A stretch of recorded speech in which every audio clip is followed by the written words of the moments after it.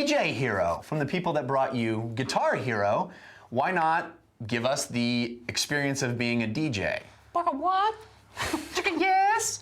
I think that if you are a DJ, you definitely need a new plastic instrument to go along with that. So the people of DJ Hero have given us the scratch pad. It's a turntable, which most people call it instead of scratch pad.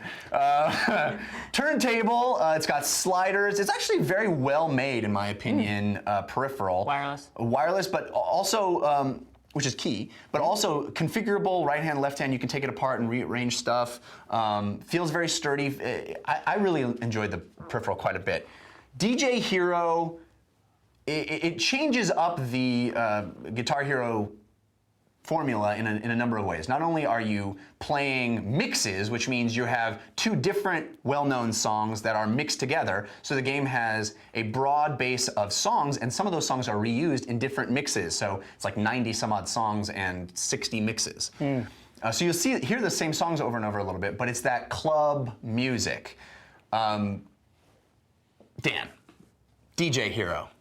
Are you in the Mickey mix or what? Well, I am a huge fan of, I don't know if you want to say this culture, but yeah. I grew up, I'll say that. One of my favorite movies, there was a year of my life where one of my favorite movies ever was a movie called Juice. It was a Boys in the Hood clone starring Tupac.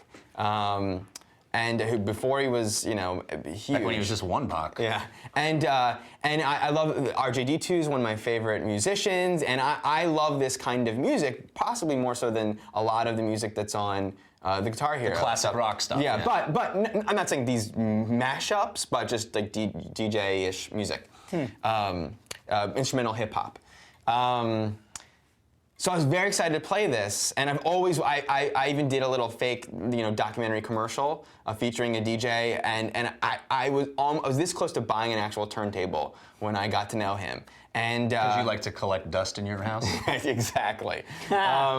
So, I'll tell you guys my Bob Ross situation later. I bought a paint set. And, how's your paintings? Yeah, still moist. Are you a paint hero? So anyway. Did you enjoy the game? The problem is I found it so difficult to just I didn't have a table to set this thing on. Oh, that's necessary. That may have made or broken it, but it being in any other video games position, my lap, it kept on moving, and Why didn't you put it on your coffee table? I did put it on my coffee table, but that didn't help the situation either. I mean, I needed to stand and have it on a sturdy table. You needed to perform. The collector's edition of this game comes with a stand. I should have got that because the things that it asks you to do, I just couldn't. I got fatigued so quickly in the scratching and the switching. Like one side I was okay doing, but because of the situation I was in, I couldn't do it. How about you? So. But I think it's a good, well-made portrayal of the scenario, and you do cool things. Yeah, I think Dan nailed it with that last statement. None of the other stuff applies, but because I think it's a really good portrayal of that kind of genre of music. I personally don't love that genre of music, so for me it was like, I like that genre of music, but I don't like it enough to want to make it. Okay. So it's just not the game for you. It's just not the game for me. That said, there were a lot of technical stuff that was really enjoyable. You know what I mean? Yeah. I thought the scratching was very enjoyable. I thought the sort of fading over and over and back. There was a difficulty level that was definitely there. But the one thing they did that I think was really smart is there's never a fail. You don't fail. Yes. You can get, with Guitar Hero, you would earn stars to unlock stuff, but you can never finish the song and get less than 3 stars, which always didn't really make sense to me. Right. This game, you'll finish the song no matter what,